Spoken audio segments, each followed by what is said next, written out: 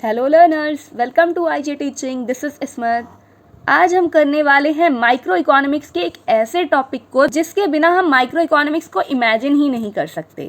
ये एक ऐसा टॉपिक है जिससे मोस्टली हर एग्जाम्स में क्वेश्चंस आते हैं, वेदर 11, 12 और ग्रेजुएशन और एनी अदर एग्जाम्स जिसमें माइक्रो इकोनॉमिक्स एक सब्जेक्ट है, उसमें लॉ ऑफ डिमांड को कोई नहीं छोड़ सकता। सो लॉ ऑफ डिमांड हम आज करने वाले हैं, जिसे दिया था अल्फ्रेड मार्शल ने।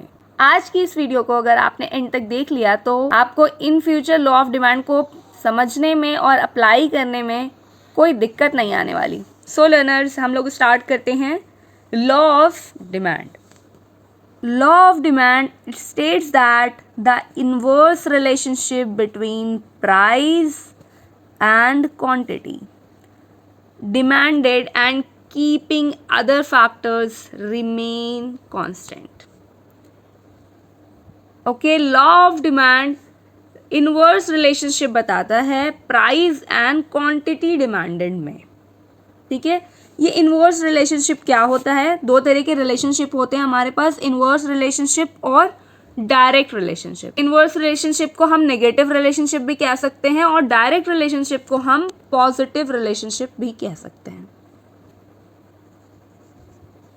अब ये इनवर्स रिलेशनशिप क्या होता है? इनवर्स रिलेशनशिप वो रिलेशनशिप होता है जब एक फैक्टर की क्वांटिटी को इंक्रीज करने से दूसरे फैक्टर की क्वांटिटी में इनवर्स इफेक्ट पड़ता है। जब एक इंक्रीज होता है और दूसरा डिक्रीज होता है तो उसे कहते हैं इनवर्स रिलेशनशिप। ओके, जब प्राइस इंक्रीज होगा तो डिमांड डिक्रीज होगी, that is called inverse relationship. Okay, इसका उल्टा, जब प्राइस डिक्रीज होगा तो डिमांड इंक्रीज होगी। इसे इनवर्स रिलेशनशिप और नेगेटिव रिलेशनशिप कहते हैं। ओके, तो लॉ ऑफ डिमांड हमारा कहता है कि इनवर्स रिलेशनशिप होता है between price and quantity demanded में। और एक बहुत ही इम्पॉर्टेंट चीज़ इस डेफिनेशन में, जो अगर आपने नहीं लिखी तो आपके सारे मार्क्स कट जाएंगे और लॉ ऑफ डिमांड की मीनिंग ही चेंज हो जाएगी। That is keeping other factors constant. अब ये अदर फैक्टर कौन से हैं? ये अदर फैक्टर वो फैक्टर्स हैं, वो डिटर्मिनेंट्स हैं जो हमने लास्ट वीडियो में करे हैं। वो 5 determinants of law of demand. वो factors, taste and preferences of the consumer, income of the consumer, ये सारे फैक्टर्स कांस्टेंट रखेंगे हम। लॉ ऑफ डिमांड में सिर्फ प्राइस को चेंज करने से क्वांटिटी पे जो इफेक्ट पड़ेगा हम सिर्फ वही कंसीडर करने वाले हैं, सिर्फ प्राइस ऑफ द कमोडिटी में चेंज होने से। फिर यहाँ पर एक वर्ड आप देख रहे होंगे, केट्रिस पैरिबस। केट्रिस पैरिबस एक लैटिन फ्रेज है जिसका मीनिंग होता है keeping the other factor remain same. तो अगर आप keeping the other factor remain same ना लिख के सिर्फ केट्रिस पैरिबस लिख देंगे, ये आपको बहुत सारी बुक्स में भी लिखा हुआ मिलेगा, बट हम कंफ्यूज हो जाते हैं कि ये क्या नया सा वर्ड लिखा है जब हम फर्स्ट टाइम पढ़ते हैं। तो ये इसका मीनिंग भी सेम होता है। अगर आप keeping other factor remain constant की जगह केट्रिस पैरिबस लिख देंगे। एजम्पशंस क्या होती हैं लॉ ऑफ डिमांड की? लॉ ऑफ डिमांड की एजम्पशंस वही होती हैं, keeping other factor remains constant. ठीक है, वो अजम्पशन है हमारी कि अदर फैक्टर में कोई चेंज नहीं हो रहा। ठीक है, तो फर्स्ट है price of the substitute goods not change. Price of the substitute goods हम पढ़ चुके हैं, हम समझ चुके हैं क्या होता है। सब्स्टिट्यूट गुड्स के प्राइस में चेंज होने से डिमांड पे जो इफेक्ट पड़ता है वो price of the substitute goods है। सब्स्टिट्यूट गुड्स और कॉम्प्लीमेंट्री गुड्स आपके दो गुड्स होते हैं। हम लास्ट वीडियो में डिटरमिनेंट्स को कर चुके हैं, जिसका लिंक डिस्क्रिप्शन में मैंने डाल दिया है, आप लोग जाकर उसे समझ सकते हैं, तो आपको ये बहुत ईजिली समझ आ जाएगा। Price of the complementary goods remain the same. Law of demand में हम सिर्फ ये देख रहे हैं कि प्राइस इंक्रीज होने से डिमांड क्या डिक्रीज हो रही है और क्या प्राइस डिक्रीज होने से डिमांड इंक्रीज हो रही है। बस सिंपल। अब इसमें सिर्फ और सिर्फ प्राइस का ही इफेक्ट होगा और किसी भी फैक्टर का कोई भी इफेक्ट नहीं होगा, हमारी ये एजम्पशन है। हम price of the substitute goods को सेम मान लेंगे, हम price of the complementary goods को रिमेन कांस्टेंट मान लेंगे कि कोई इफेक्ट नहीं पड़ा कॉम्प्लीमेंट्री गुड्स के प्राइस में चेंज होने से। ठीक है, कॉम्प्लीमेंट्री गुड्स क्या होते हैं? कॉम्प्लीमेंट्री गुड्स होते हैं वो गुड्स जो हम एक साथ यूज़ करते हैं, लाइक कार, पेट्रोल और इंक और pen, so many things. And substitute goods वो होते हैं जो एक दूसरे की जगह पर यूज़ किए जा सकते हैं, like T and coffee and all. Income of the consumer, हम मानेंगे कि इनकम ऑफ द कंज्यूमर भी, इनकम ऑफ द कंज्यूमर 100 है तो वो 100 ही रहेगी। उसकी इनकम ऑफ द कंज्यूमर बढ़ के 120 भी नहीं होगी ना 90 होगी, ये 100 ही रहेगी। फिर उससे क्या इफेक्ट होगा डिमांड पे, हम ये देखेंगे।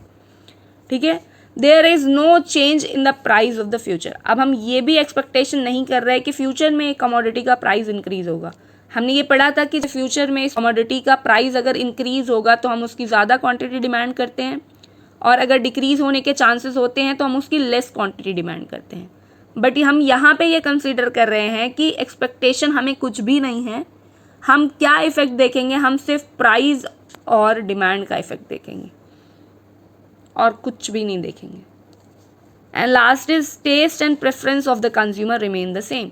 अब यहाँ पे हम ये भी देख रहे हैं कि टेस्ट एंड प्रेफरेंस से डिमांड पे कोई असर नहीं पड़ने वाला। टेस्ट एंड प्रेफरेंस से हमें पहले क्या होता था कि टेस्ट एंड प्रेफरेंस अगर कंज्यूमर का ज़्यादा है तो चाहे उसका प्राइस हाई भी हो जाए, कंज्यूमर उसका अमाउंट देने के लिए तैयार रहेगा। बट यहाँ पर ऐसा नहीं है। लॉ ऑफ डिमांड कहता है कि टेस्ट एंड प्रेफरेंस से कोई फ़र्क नहीं पड़ता, प्राइस अगर बढ़ेगा तो एक कमोडिटी की डिमांड कम होगी, और प्राइस अगर घटेगा तो डिमांड इंक्रीज होगी। As simple as that. Okay, I hope आप लोगों को ये अजम्पशंस समझ आ गई होंगी। ये अजम्पशंस बहुत इजी है, इसमें कुछ भी नहीं है। अगर आपको डिटरमिनेंट्स पता है, आपको डिटरमिनेंट्स याद हैं, तो उसमें सिर्फ no, not change, remain constant, same लिख के बस लिखना है आपको। ठीक है, और ये अजम्पशंस लिखनी आपको बहुत इंपॉर्टेंट है अगर ये क्वेश्चन आपके एग्जाम्स में आते हैं तो। फिर आगे हम देखते हैं डिमांड स्केड्यूल। डिमांड स्केड्यूल क्या कहता है? डिमांड स्केड्यूल एक टैबुलर रिप्रेजेंटेशन है लॉ ऑफ डिमांड का। ठीक है, तो यहाँ पर भी हम देखते हैं क्या लॉ ऑफ डिमांड यहाँ पर सेटिस्फाई कर रहा है। एक कमोडिटी थी जिसका प्राइस 1 था। अब जब 1 उसका प्राइस था तो 500 यूनिट हम परचेज करते थे, उसका प्राइस इंक्रीज हो गया 2। ठीक है, अब लॉ ऑफ डिमांड क्या कहता है? If the price is increases then the demand of the commodity is decrease.